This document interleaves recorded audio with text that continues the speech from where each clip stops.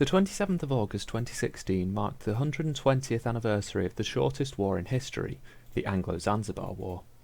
This war started as a result of the Anglo-German tensions during the colonisation of East Africa, commonly known as the Scramble for Africa.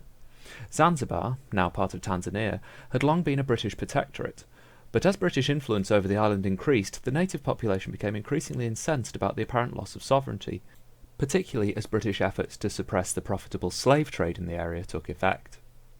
When the pro-British Sultan Hamad bin Thuwaini died on the 25th of August, his nephew Khalid bin Bargash took the throne, against British demands, and began mustering forces outside the royal palace. Khalid had attempted to take the throne in place of the former Sultan, but had been persuaded not to by the British, as it had been agreed by treaty that they should be involved in the selection of sultans. But Khalid had become incensed by increasing British influence, particularly in the form of the Zanzibari army, which now operated under British officers.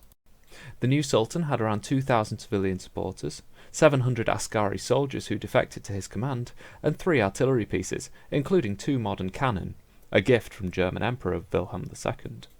The Zanzibaris also possessed a single wooden sloop, a former British warship that counted amongst its armament a Gatling gun that Queen Victoria herself had presented to the former Sultan. The British also collected their forces.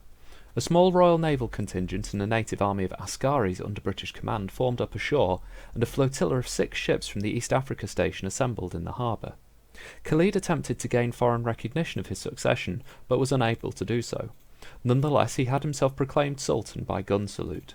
The local British officials received government approval by telegraph to use any means that they deemed capable of securing success to reassert control over the island. The British attempted further negotiation with Khalid, but these proved unsuccessful.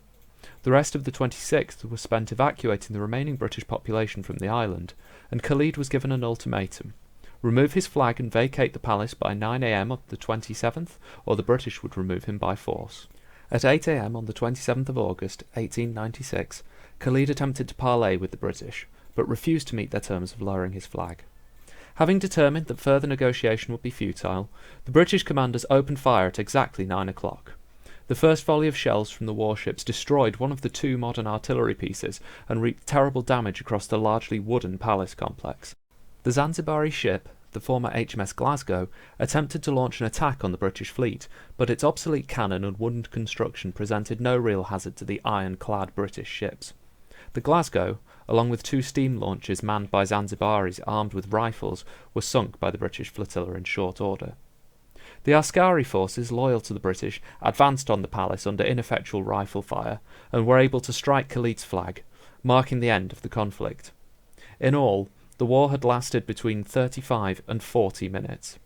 Around 500 Zanzibaris had been killed in the bombardment and subsequent fire, in return for 1 British petty officer wounded aboard HMS Thrush. In the immediate aftermath, British sailors were landed to form a fire brigade to prevent further damage to the town, and by evening the damage had been contained, and Hamoud bin Muhammad was installed as Sultan for his more agreeable stance towards the British Empire. The supporters of Khalid were forced in time to pay for the cost of the ammunition fired by the British and the damages caused.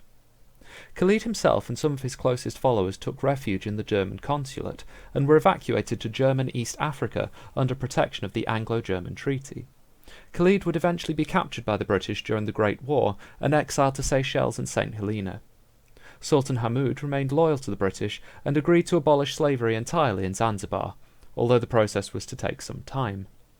The protectorate in Zanzibar was to endure a further 67 years, with no further descent to British control, until the United Kingdom formally abolished its obligations. Within a month, the Sultanate would be overthrown, and within 6, the nation would be unified with Tanganyika to form the state of Tanzania.